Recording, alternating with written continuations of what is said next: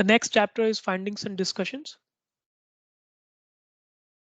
When it all began, or better to say, when information technology all began.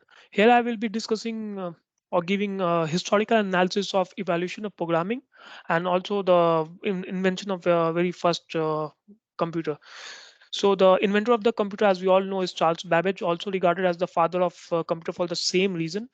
His first device or first computer was named as Defense Engine, and that this was made in the year 1820. The picture is the below one of Defense Engine. So what a Defense Engine could do is it can perform all the four basic arithmetic operations. That's addition, subtraction, multiplication, and division. Difference engine could also calculate and print mathematical tables, has the power to tabulate logarithms and trigonometric functions as well. Some years later, in 1833, Charles Babbage invented even more powerful and sophisticated device that was named as analytical engine. So the picture is the above one. Uh, Analytical engine can do all the stuffs of which difference engine can also perform, but what makes analytical engine special is that analytical engine had ALU, that's arithmetic logic unit, control flow as the conditional branching and loops, and combined memory, so making it the very first design for the general purpose computer, which is fundamentally used even in modern computer. So you get to the idea where the modern circuitry design of having ALU, a processor, and other stuffs came from. So that came from the analytical engine, Charles Babbage's idea. Uh, about the functionality, it had a printer, a curve plotter, and a bell to record the output. It can calculate square roots with a storage capacity of holding 1,000 numbers of 40 decimal digits. And it can also, the punch cards were used for by directing the mechanical loops, as it was the only method available at that time for the inputs. Yeah. Uh, how they are powered, both the devices. So electricity was simply out of the equation here. Just to give you some information on the electricity invention, so the direct current invention was done by Alexandro Voltas in 1800, and the world first power plant is made in 1870 thanks to the Thomas Alva Edison illumination company there. So that was made in Manhattan. So for both the years and the nature of the current, actually the AC is better option for these devices, looking a big one. So electricity was not used certainly, and steam was used for powering them, making it a completely mechanical device. So that's about this Charles Babbage invention and the two devices. But more importantly, I want to point out who is the first programmer. Then we all know the inventor of the computer, but very few people know about the world's first programmer. So it was she, Charles Babbage assistant Augusta Ada Lovelace, is considered as the first programmer of the world. She translated an article for calculating Bernoulli's number from French to English for a journal on Babbage's analytical engine. So, and also she supplemented the translation. That is actually additional work. Charles Babbage never asked her to do this, but she did by her own creativity, with her own thoughts and ideas on the machine in the form of algorithm, which is recognized as the world's first published computer program. So that's all for this year 1830 and whereabouts. After this, the research into the computing almost or completely, better to say, halted. No one took it further. Even for the analytical engine was not completely made because of the Charles Babbage conflict with the chief engineer and lack of funding from the Queen.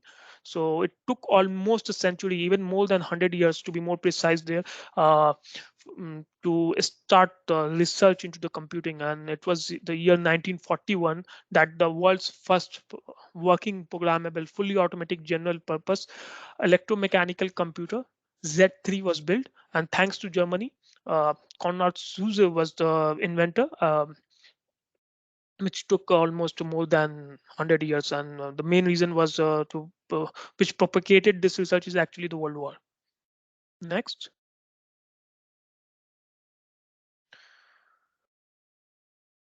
So the next is the first programming project and the machine. So both the name of the project and the machine both is named as ENIAC. ENIAC stands for Electronic Numerical Integrator and Computer. The ENIAC's programmers project was one of the very first project in the history of computer programming. It was done and funded completely by US security, means all the government completely funded it. And in 1943, the US government started the ENIAC project to create a computer which can calculate the projectile here, the means the artillery firing tables and the ballistic trajectories to give them advantage in Second World War. The programming on it was, of course, a platform dependent, and the punch card were used to enter codes. To give you some ideas of the dimension of this computer, you can see in the picture that the whole setup is just one computer. All the people are working on it. So it has a throbbing weight of 30 tons and required 200 kilowatt electricity. 200 kilowatt electricity is really high. Actually, for with 1,000 kilowatt electricity is good enough to light up more than 300 households. So you can imagine the 1/5 of that. It's 200 kilowatt. What that means, and completely whole building was there for the ENIAC, just for one computer. The functionality, it can do basic mathematical operations, compare quantities to for equality, extract square roots, and store a maximum of 20 10-digit decimal numbers. Below is the picture also woman holding something that is certainly not a keyboard, that's rather advac board. And the second picture is of the punch cards. So it has a hole in it. I will talk about the punch cards in the later slides. What project management methodology or model is used in ENIAC project? So to give you some light on that, uh, agile is of course out of equation. In 2003 agile actually came, and it's a rather new thing. But you must be thinking waterfall is the option, but waterfall is also out of equation. In 1970 actually the waterfall uh, came into existence, thanks to the Winston Royce. Winston Royce, although never coined the term waterfall, he wrote a research paper which has all the characteristics of a waterfall, like a stream of water falling from the cliff of the mountain. And it can never go back. It's it's irreversible, and it's always coming down. So because of its inherited characteristics, people start calling it waterfall. So waterfall was not also there, but although they what how they worked is of course the waterfall thing. And one last thing about the ENIAC project is the budget. So it has the budget of $487,000. So what this $487,000 mean in the present terms? It's more than $7 million to the present value. You can imagine the cost of the project of ENIAC. Next, women and programming.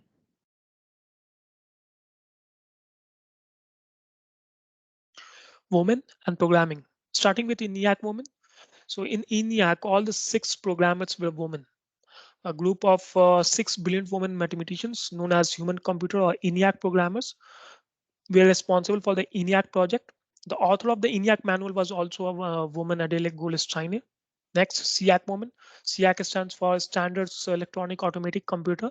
So of course, a first generation electronic computer, and the project name here was Math Tables Project, which was led by Gertrude Blanche and Ada Rhodes. Both were women again. And whereas Ruth Kahn was the sole woman engineer responsible for the development of the circuit and logic of SEAC. UNIVAC women, UNIVAC Universal Automatic Computer. Here also a large number of women participation was observed. So what was the skill set required to be part of these projects or to operate these computers?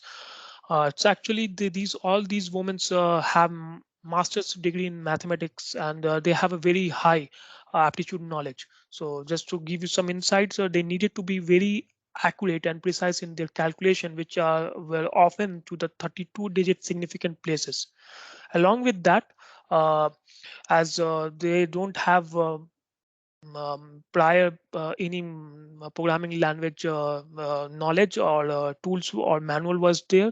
So a very high degree of collaboration among themselves, trust was required along with their own means they ran this project along by their own insights, logical diagrams, innovative ideas, and discussion. So very spiritual teamwork was there. Next, the COBOL woman. So as per a survey in 1959, for any data processing installation, the programming cost approximately 8 million US dollars. Further, translation cost was 600 thousand US dollars. So that was really high, and the need of a language which could be platform independent language was highly needed. So this need was fulfilled by no other than Rear Admiral Grace Brewster Murray Hopper, also known as Queen of Codes or Software. Uh, some affectionately called her Amazing Grace and Grandma COBOL as well. COBOL stands for Common Business Oriented Language. So this transition from research and development from the military purpose to the business purpose of the IT industry really started from uh, Grace Hopper only. Uh, she also developed another programming language called Flowmatic in the years 1955 to 1959. One incident which I want to point out about her is about her is that the relay failure on Mark 1 was locked, and this is important, which why is that why we say that when any error occurs to an application, then why it's called a bug, and why it's called debugging. By the way, virus computer virus term was coined in 1980 by a person named Fred, and the reason was it's because of its contagious nature. Its effects from one application to another application, but when this is limited to one application, then we call it bug, and resolving it debugging. The reason is that while testing on Mark 1 computer, unfortunate moth stopped the relay of the Mark 1, and she logged that incident as a bug stopped the relay of Mark 1. So it's from that time onward it became bug and debugging, solving it. Next, the Formac compiler woman. So Formac stands for Formula Manipulation Compiler. This was instrumental and required for formula translation. So that's a Fortran programming language. So in 1965, Fortran programming language was developed with an efficient compiler, which made it most widely used programming language of the world. Jean E. Sammet developed from Formac compiler, which made Fortran machine independent and added symbolic capacity to it. Also awarded for her contribution by IBM. Next, BBC Basic Woman. So BBC stands for Beginners All-Purpose Symbolic Instruction Code. In 1981, BBC Basic Programming Language was written by Roger Wilson, another woman now known as Sophie Wilson.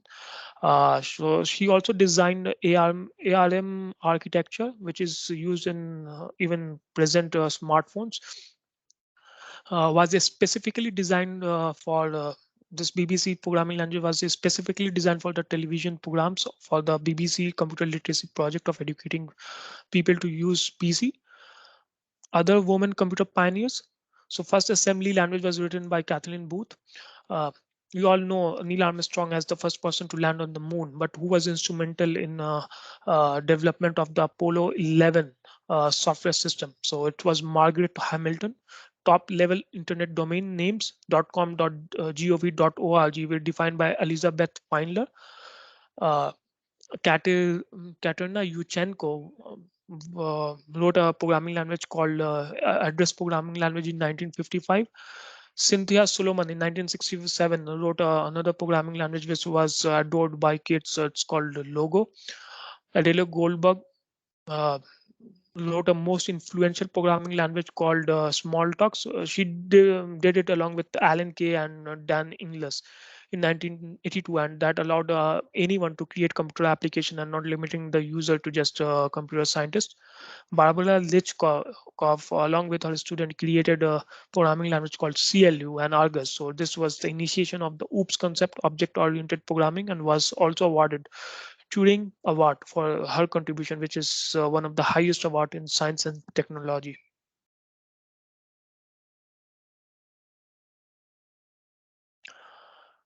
Women in computing jobs in developed countries. So here I will be specifically talking about 5 developed countries. They are USA, United Kingdom, Germany, France, and Finland. The type of computing jobs in the period 1960 to 1980 varied as managers, supervisors, programmers, computer operators, system analysts, operators, operations and system research, data processor, punch card operators, and so on.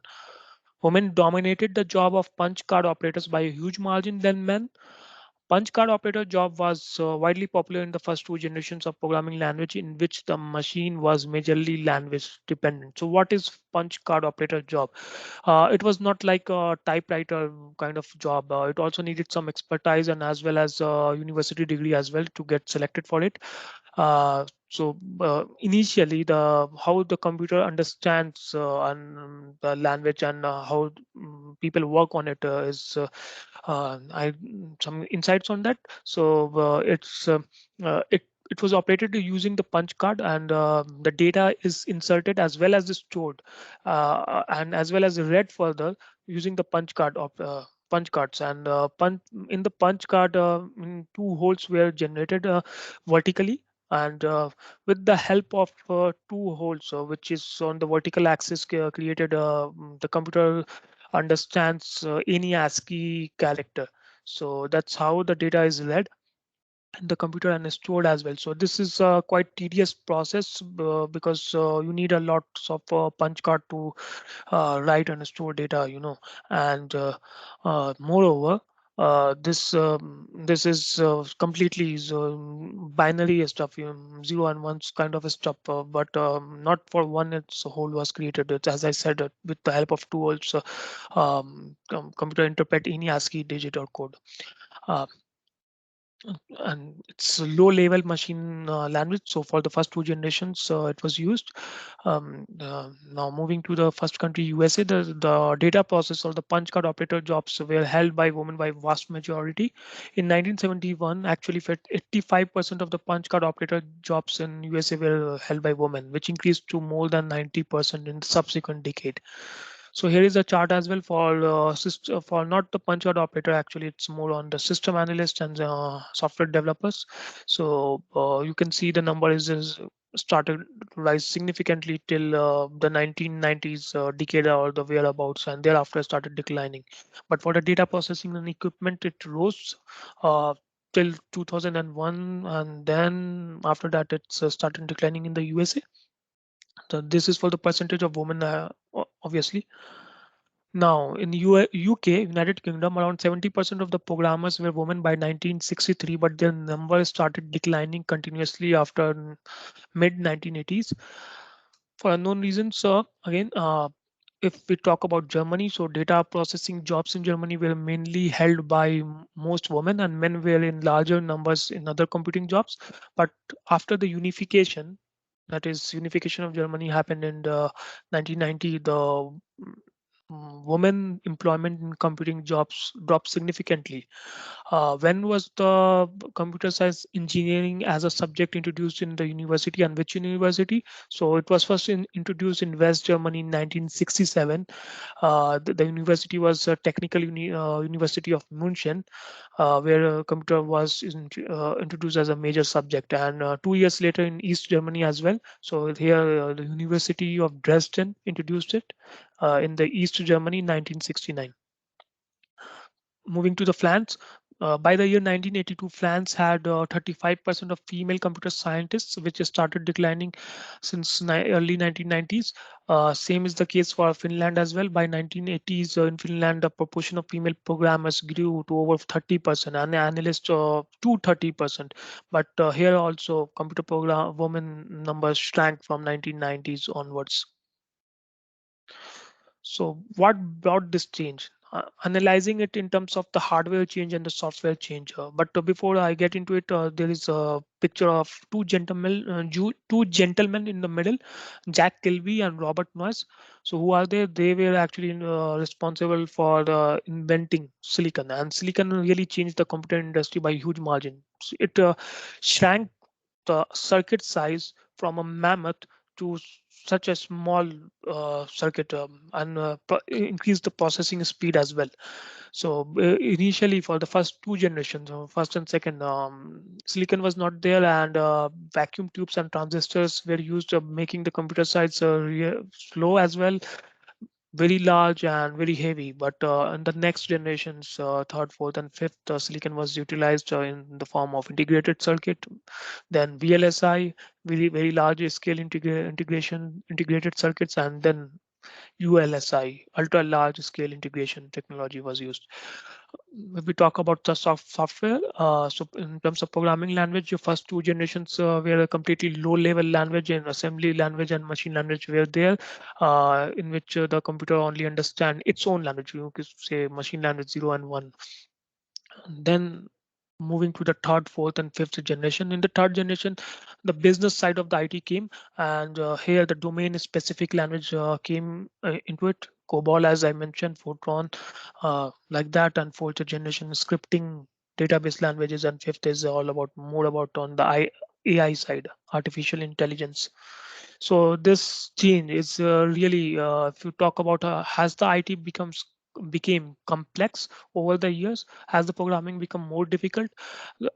Means my take is not, because in the earlier part of it, you need to be have master's degree in mathematics and have a very good aptitude knowledge to get the job of a programmer. But now even a small kid can do the programming. So it became, the source code really shrank over the years, and the compilation speed become faster, allowing the rapid application development, so RAD, and this has become easier to learn as well. Since I want to mention the 1990 decade, when the www dot World Wide Web first introduced, the credit goes to Tim Berners-Lee. He started it in 1989, beg your pardon, and the project got completed, and www World Wide Web was first launched in the year 1993. Masculinization of computing jobs and the factors responsible for the masculinization. First, attitude. Men found calculation intensive computing jobs less interesting, whereas women with higher degrees in mathematics liked, adored, and joined this profession in large numbers. Moreover, women prefer compassion and freedom among the co-workers more than the high salaries and promotions. Apart from that, there was minimum intrusions and less discrimination, and the industry also supported women as it saw them as compliant, cheap, docile, and undemanding labor force. As the programming languages of fourth generation and fifth generation came, the punch card operator's job and the data processing job become obsolete and become completely non-existent. Second is the role of media. The role of media in portraying the computer woman professionals was very insensitive and sexist. Media insensitively and frequently portrayed women as sex objects in advertisements and magazines. Women are often belittled and ridiculed by media by representing them as low-level secretaries, lipstick-less nerds, and potential distractions. Many science fiction movies showed male programmers as highly intelligent, cool, but the female programmers were often disgraced, mocked, and ridiculed. There is also a picture here. So the heading says our optical reader can do anything your punch card operators can do. And then in a preposterous way, well and almost is coming there. So well, what it meant is that the optical reader does not need maternity leave, whereas your woman punch card operator will need it. And here it's women are ridiculed in big way. So this is advertisement in 1967 Data Mation magazine advertisement. Next is some other pictures as well of the advertisement. So here the programmer job, and you are putting the the photo picture is there of a male highly showing that the male guy is highly intelligent programmer and the woman is just a matter of ridicule. So this is very discriminating and completely unacceptable pictures of for the job advertisement in the past. Also for the computers and other models were used just to show that the woman is not required as a computer programmer, or they are not doing some uh, e- exemplary stuff in the programming. So their media role was really significant, and they did not highlighted the excellent contributions made by the woman in those time. Rather, it ridiculed them. The next factor is computer games. So the first personal computer was built in 1974, and just in the span of 8 years, from 1976 to 1984, PC sale increased from 40,000 to almost over 6 billion. So that's such a huge jump was there for the PC sales. To give some more insights to it, the first PC was Alistair and was built by Intel's Corporation's 8080 microprocessor in 1974, yeah, by a small firm named MITS.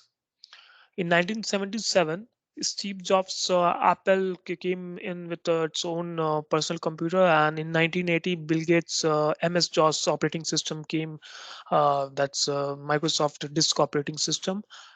It's just a modification of QDOS, which was from another company. QDOS, by the way, it's a funny acronym of QDOS, is quick and dirty operating system. So these two were just startups at that time, and IBM was having most of the computers, mainframe computers, but these PCs really changed all the game. So the availability of a personal computer at home gave boys much more freedom to explore than the girls because of parents' indifferent behavior. The PCs became boys' toys, whereas girls were nervous and afraid of the navigational and exploratory work on the PC. So this is true, especially if you talk about the transition period. Means initially, uh, parents are not okay to give access to the computer to their daughters. Rather, their sons have more access to it, and in most of the households, I mean, it can't be said for all the households, but in most of the households, the case is the same picture. It's there, so it gives some advantage to the boys in learning computer as well. The next factor is globalization. The globalization in computer industry mainly happened since 1990s. So this was the time when the computer industry was no more limited to government research and development projects. The industry became highly commercialized, and the business side of it came into the bigger picture. So it started doing massive outsourcing of projects to the developing countries, and in the developing countries, most of the white collar jobs were acquired or coming from the male dominant force. Yeah, so the male dominant cheap skill labor in computing from the developing countries started entering the market, and this was not just limited um, to the developing country itself, but many outsourced project ask for the on-sites, and people started migrating from the developing country to the developed country. So the number was this was uh, some way or the other affecting the women's participation. Only in USA, about 59% of H-1B visa were created for IT workers for the year 1999, to just to give you how much migration happened. Next, discrimination. So women faced discrimination in computing jobs, especially in terms of salaries, promotions, and career advancements. Women were denied promotion than their male counterparts, and the top managerial decision-making positions were held by men. So here is also a business case of importance of empathy circle with James Damore. This is actually happened in the year 2017, in which uh, a formal Google employee, James Damore, leaked the Google memo in which the sensitive data about the salaries of the employees in the Google, women's salary, average women's salary, and the men's salary, their counterpart was there, and there was a huge difference into it. So for this, he was fired from Google, but clearly the discrimination was there, which was mentioned, can be observed from his Google memo. Now to the calculation conclusion chapter, finally. So concluding remarks. In the conclusion, I want to say no, just one factor can be attributed to the change in the composition of IT women. The punch card operator jobs and the data processing jobs were widely popular among women in 1960s and 70s, but with the advent of the new computer technologies in 1980, these jobs become completely non-existent. The computing jobs also became highly commercialized, which was before primarily government research and development work. So this was also one of the thing in which the huge profit and huge money was involved. So men become a lot interested into it. And lastly, there was a huge supply and demand of the male dominant labor force from the developing countries. So overall, this whole factor influenced the change in the composition of a number of IT women in the profession. Thank you.